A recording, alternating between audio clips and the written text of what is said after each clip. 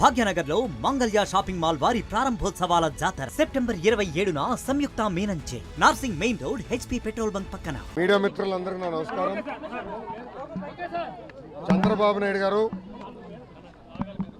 అని విద్యాశాఖ మంత్రిగా చేసినప్పుడు ప్రభుత్వ పాఠశాలని మీరు బలోపేతం చేయాలా, ఒక పద్ధతి ప్రకారం మీరు వ్యవస్థని ముందలు తీసుకెళ్లాలా. ప్రభుత్వ పాఠశాలలో గత 5 సంవత్సరాలు దాదాపు 9 లక్షల మంది విద్యార్థులు తగ్గిపోయారు.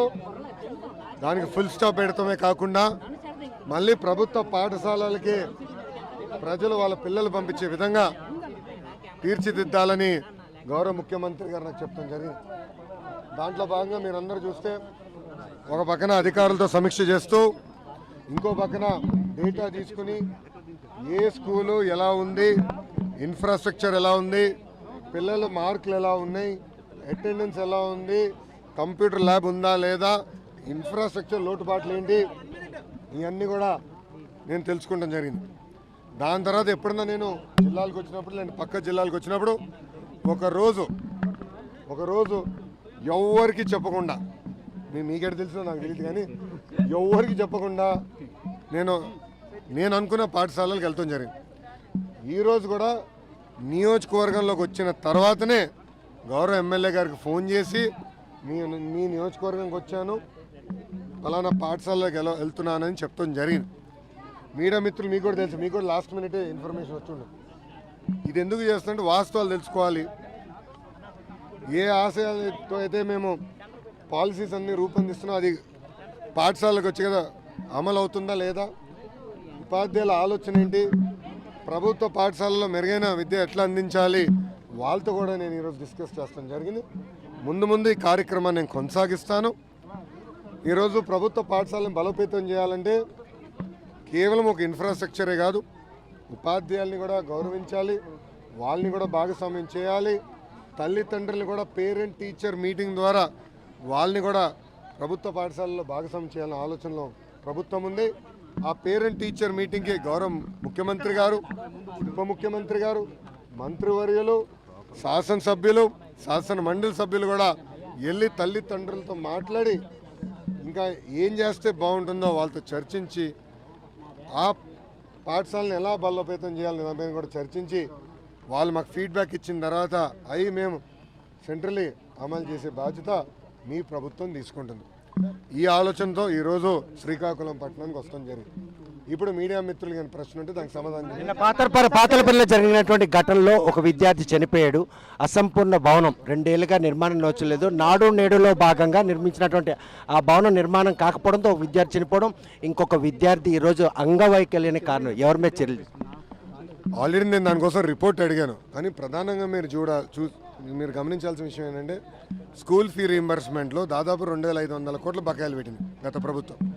చిక్కి గుడ్ల పేమెంట్ 200 కోట్ల బకాయిలు పెట్టింది. ఆయాలకి రావాల్సిన జీతాలు దాదాపు 4-5 నెలలు బకాయిలు పెట్టింది. అవన్నీ ఒక పద్ధతి ప్రకారం తీర్చుకుంటూ మేము వస్తున్నాం.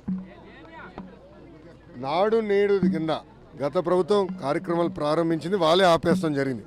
ఈ ప్రభుత్వం వచ్చిన తర్వాత ఆగేది కాదు, వాళ్ళు పేమెంట్ చేయక ఆపేస్తాం జరిగింది. ఆల్రెడీ దానిపైన నేను ప్రాథమిక నివేదిక అడిగాను. ఎంక్వైరీ అయిన తర్వాత తప్పనిసరిగా యాక్షన్ తీసుకుంటాం. రేపు డిక్లరేషన్ తీసుకుంటారా, లోపల దర్శనం కల్పిస్తారా? వెంకటేశ్వర స్వామి చూసుకుంటారు సార్. ఆయన రేపు దర్శనానికి వెళ్తున్నారు, డిక్లరేషన్తో వెళ్ళనిస్తారా? మాజీ ముఖ్యమంత్రి హోదాలో ఆయనకి హానర్ ఇస్తారు. ఇప్పుడు అన్ని మతాలని మనం గౌరవించాలి.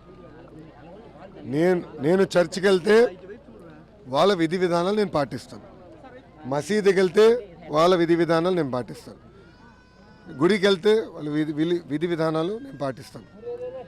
సో వాళ్ళ విధి విధానాల్లో కొన్ని సంతకాలు పెట్టాలని ఉంటుంది, కొన్ని కింద కూర్చోవాలని ఉంటుంది, కొంత పైన కూర్చోవాలని ఉంటుంది, మహిళలు ఒక సైడ్ కూర్చోవాలంటారు. అవన్నీ మనం గౌరవిస్తాం, పాటిస్తాం. అది మాజీ ముఖ్యమంత్రి వర్యులు పులివెందుల ఎమ్మెల్యే గారు కూడా పాటిస్తే బాగుంటుందని నేను కోరుతున్నాను. లడ్డు వివాదం ఈ నేపథ్యంలో ఆయన మాత్రం 2 దీక్ష రూపంలో వస్తున్నారు, దర్శనం కాకుండా.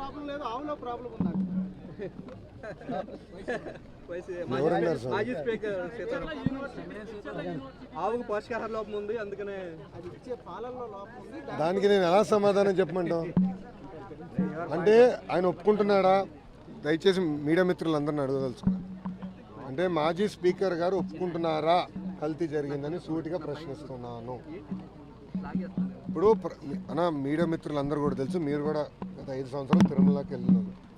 పాదయాత్రలో ఎవరిని కలిసినా నాణ్యత లేదు, లడ్డు పాడైపోతుంది, భోజనం సరిగా లేదు, అసలు టీటీడీ విధి విధానాలు సరిగా లేదు అని చెప్పింది. నిన్న మొన్న కూడా వీడియోలు బయటకు వచ్చినాయి. వైవి సుబ్బారెడ్డి గారు అన్నీ పెంచుతాం, అన్ని ఫీజు పెంచుతాం, సామాన్యులకి దేవుడిని దూరం చేసే విధంగా వాళ్ళు ప్రవర్తించారు, జరిగింది. సో అవన్నీ కరెక్ట్ చేసే క్రమంలో ఇది బయటకు వచ్చింది. నేను కూడా ఈఓ గారిని కలిసినప్పుడు చెప్పాను, మొత్తం ప్రక్షాళన చేయండి, అన్ని టెస్ట్ చేయండి. ఎందుకంటే గతంలో అనేక ఆరోపణలు వచ్చినాయి. నేను పాదయాత్రలో కూడా మీరు చూస్తే నేను ట్వీట్ కూడా పెట్టాను దాని గురించి. పాదయాత్రలో నేను ట్వీట్ పెట్టాను, అందరూ వచ్చి నాకు కంప్లైంట్ చేస్తున్నారు, ఇది సరికాదు, దేవుడి జోలికి వెళ్ళొద్దు స్వామి అని చెప్పాను. ఏమైందో ప్రజలే చూశారు, ప్రజలే గుణపాఠం చెప్పారు.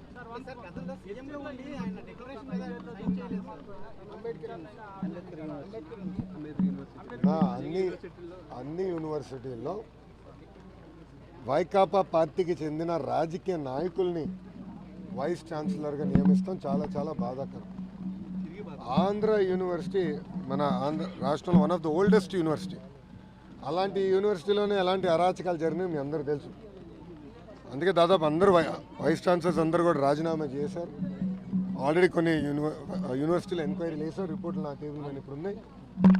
తొందరలోనే అవన్నీ మేము రివ్యూ చేస్తాం. తప్పనిసరిగా ఎవరన్నా తప్పు చేస్తే యాక్షన్ తీసుకుంటాం.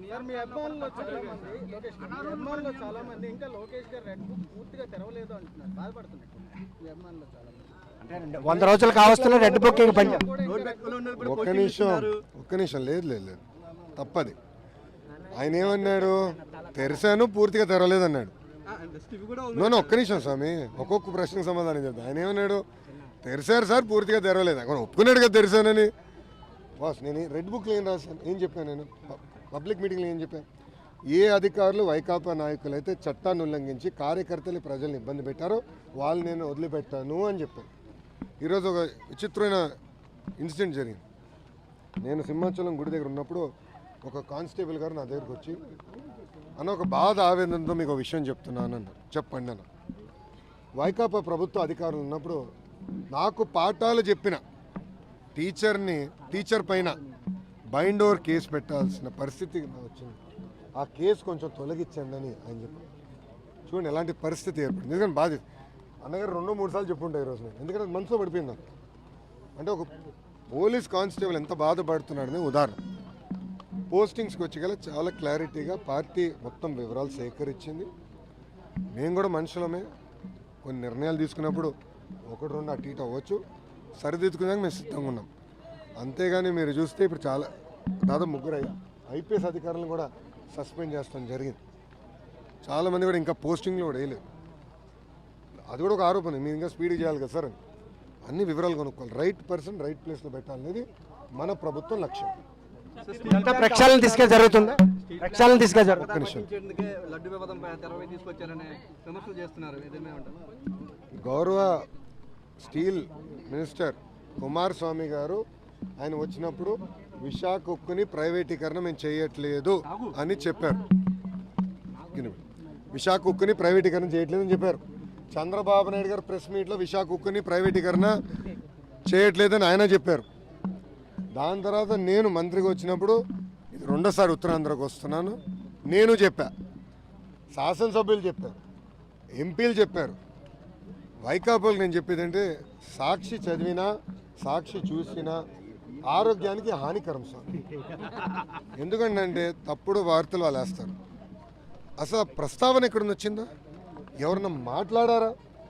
మేము కేంద్ర ప్రభుత్వంతో మాట్లాడి లైఫ్ లైన్ ఇమ్మీడియట్గా ఇవ్వాలి, లేదంటే ఈ షట్ డౌన్ అవుతున్నాయి బ్లాస్ట్ ఫర్నేసెస్ అని చెప్పి 500 కోట్ల రూపాయలు చంద్రబాబు నాయుడు గారు ఫోన్ చేస్తే పాపం నిర్మలా సీతారామన్ గారు లేదు మీరు చెప్పింది కరెక్ట్ పాయింట్, ఇమ్మీడియట్గా నేను మాట్లాడతాను, ఫండ్స్ అరేంజ్ చేస్తానని కేంద్ర ప్రభుత్వం కూడా అనుకూలంగా స్పందించి నిధులకి ఇచ్చింది. మళ్ళీ వేర్ ఇస్ దట్ క్వశ్చన్, ఎందుకు వైకాపా వాళ్ళకి ఇంత కంగారు? అంటే వాళ్ళకి ఇంకేం దొరకట్లేదు, ఇదే మాట్లాడతారు, అది వాళ్ళ పరిస్థితి. అందుకే ప్రజలందరూ కూడా చెప్తున్నా, సాక్షి పేపర్ చదివినా సాక్షి టీవీ చూసినా ఆరోగ్యానికి హానికరం. 100 రోజుల పరిపాలనలో వెళ్ళమని చెప్పండి అమ్మా.